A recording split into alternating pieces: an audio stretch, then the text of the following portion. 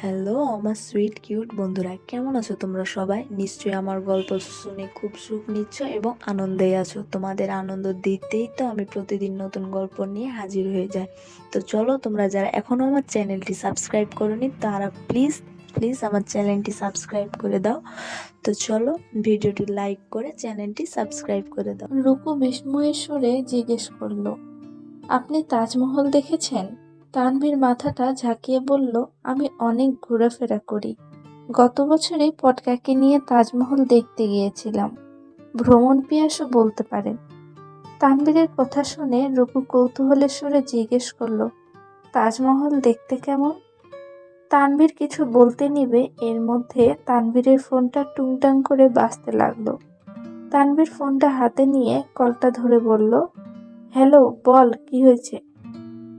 কথাটা বলার পর রুকু খেয়াল করলো তানভীর ওপাশের কথাটা বেশ মনোযোগ সহকারে শুনছে। তানভীরের কপাল বেয়ে তখন ঘাম বেরোচ্ছে। তানভীরের শ্বাস প্রশ্বাস যেন ভারী হয়ে যাচ্ছে। সেই সাথে তানভীরের চোখগুলো লাল হয়ে যেতে লাগলো।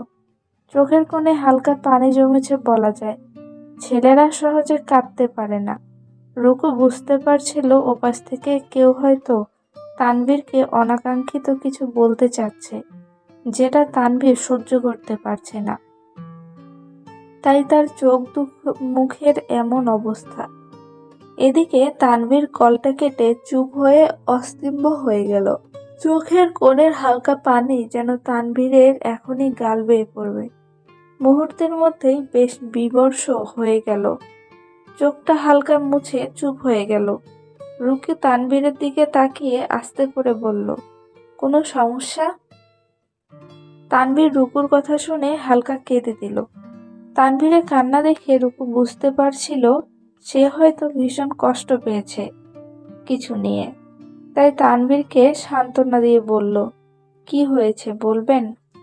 তানভীর নিজেকে স্থির করতে চাইলেও যেন পারছিল না। গলা দিয়ে কথা বলতে গেলেও আটকে আটকে আসছিল।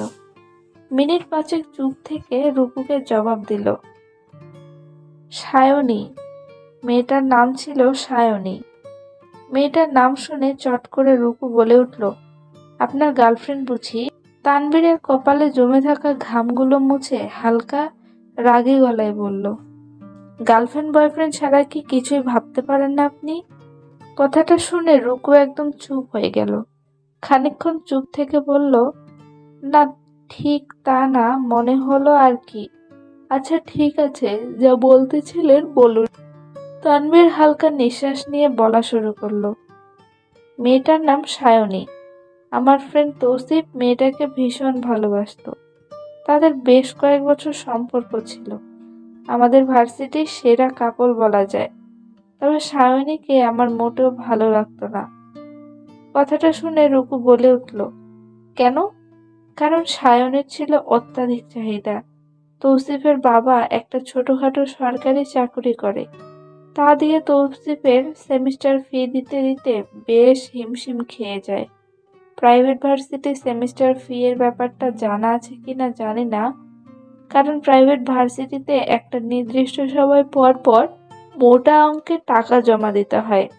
এত কিছুর পরও তৌসিফ সায়নীকে খুশি করতে চাইতো। যা চাইতো তাই দেওয়ার যথাসম্ভব চেষ্টা করত।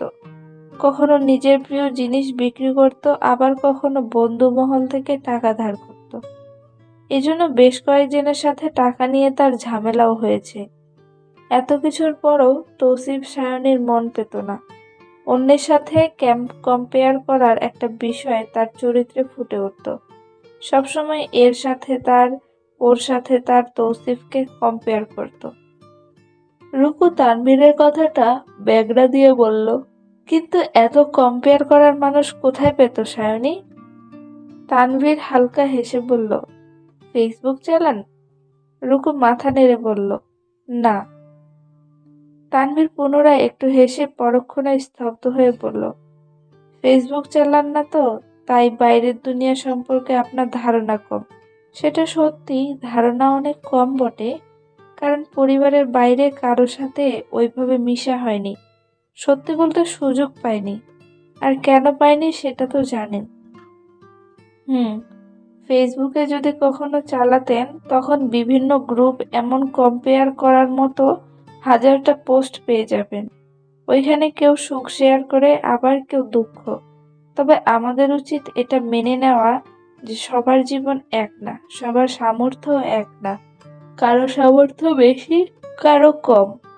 যার সামর্থ্য বেশি তার ভালোবাসার মানুষ তাকে ভালোবেসে বেশি দিতেই পারে, এতে দোষের কিছু না।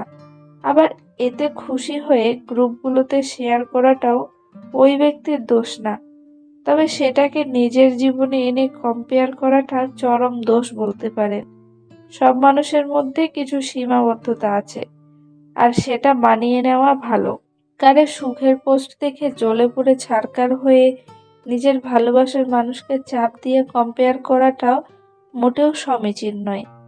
আগের মানুষ বিভিন্ন ভাবিদের বাসায় গিয়ে এমন কম্পেয়ার করে স্বামীগুলোকে অপদস্থ করত। আর এখন পৃথিবীর হাতে মুঠোয় আসায় মানুষ কষ্ট করে আরো কারো বাসায় যেতে হয় না, ঘরে বসেই এসব পোস্ট দেখে বিভিন্ন কম্পেয়ার করে ফেলতে পারে।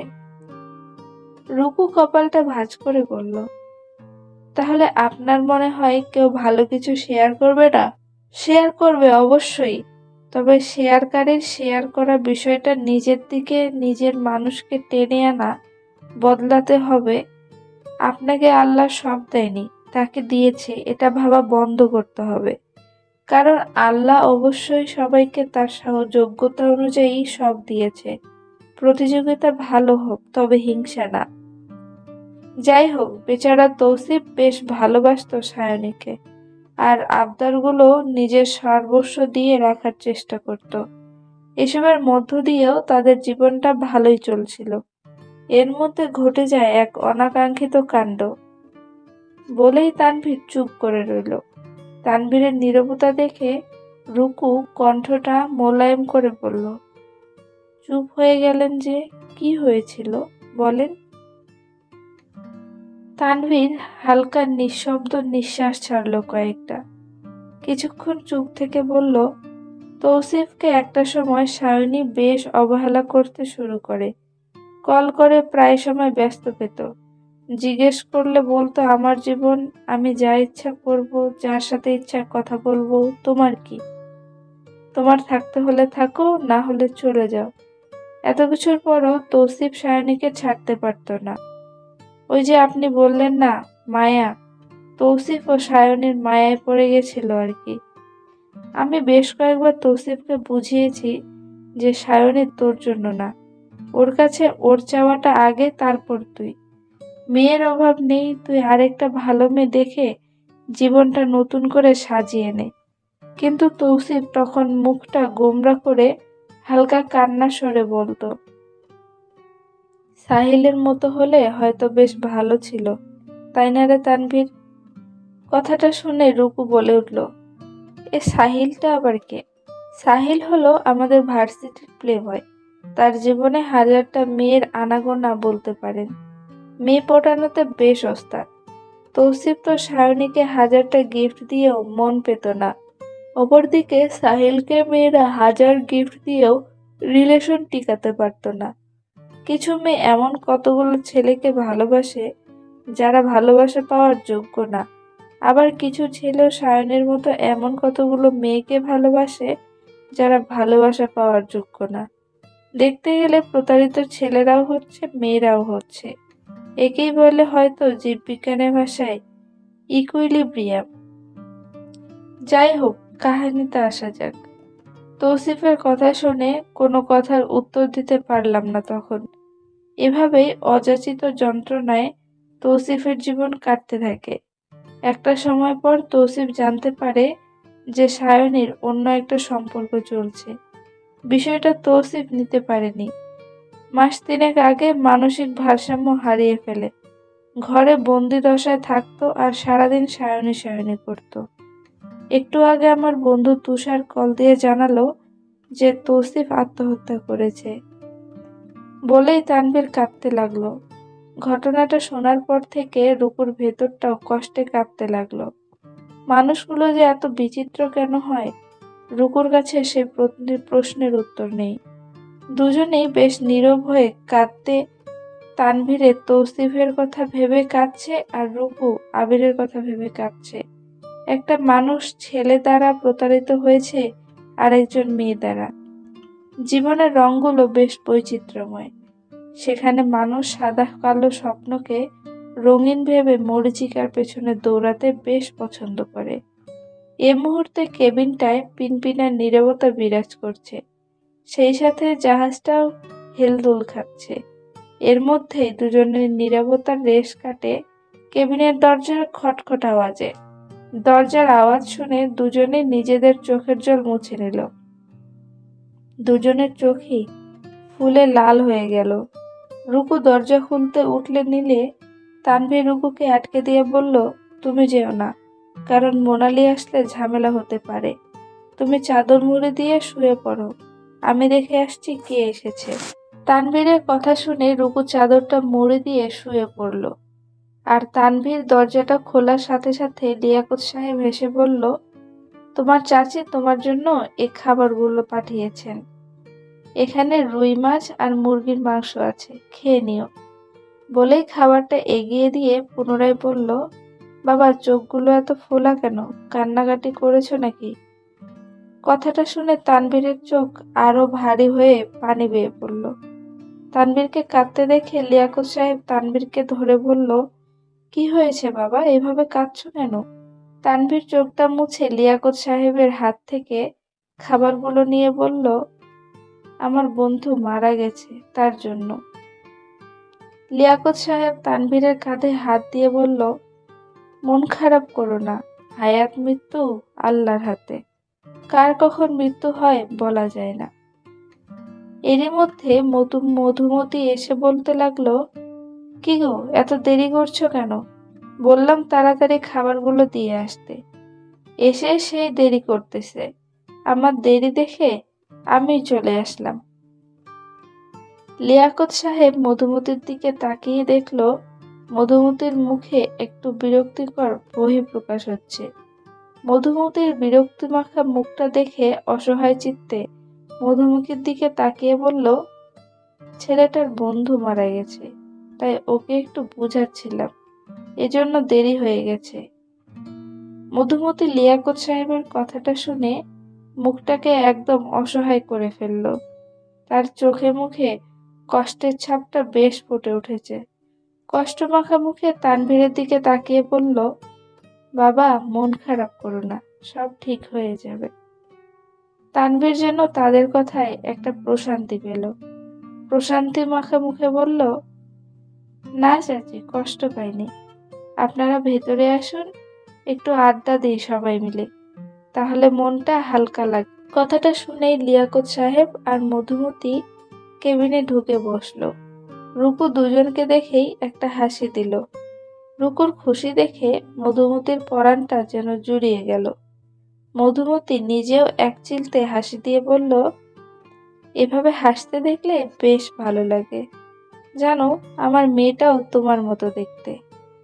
রুকু হাসতে হাসতে বলল, আপনিও আমার মায়ের মতো দেখতে, মাকে ছোটবেলায় দেখেছিলাম, এরপর আর মাকে দেখার ভাগ্য হয়নি, আপনাকে দেখে মায়ের মুখটা বেশ মনে পড়ছে। বলেই রুকু মধুমতির বুকে নিজের মাথাটা হেলিয়ে দিল। লিয়াকত সাহেব আর তানভীর মধুমতি আর রুকুর ভালোবাসার মুহূর্তগুলো অবলোকন করছিল। মধুমতি রুকুর মাথায় হাত বুলাতে বুলাতে বলল, তুমি আমাকে মা বলেই ডেকো, তোমার মতো একটা মেয়ে আমার আছে, আরেকটা হলে খারাপ হবে না। এর মধ্যেই আধখোলা দরজায় কেউ ঠক ঠক করে বলতে লাগলো, কেউ কি আছেন, একটু কথা ছিল। তানভীরের কাছে কণ্ঠটা বেশ পরিচিত লাগলো। অপরদিকে রুকু কণ্ঠটা শুনে ভয়ে মধুমতির বুকে মাথা লুকিয়ে রাখলো। তানভীর দরজাটা সামনে যেতেই ভয়ে চমকে গেল, কারণ খেয়াল করলো মোনালি দাঁড়িয়ে আছে। মোনালিকে দাঁড়িয়ে থাকতে দেখে তানভীরের হাত পা হালকা কাঁপতে লাগলো, সেই সাথে শ্বাসটাও বেশ ঘন হয়ে আসতে লাগলো। তানভীর মোনালির দিকে অবাক দৃষ্টিতে তাকিয়ে রইল।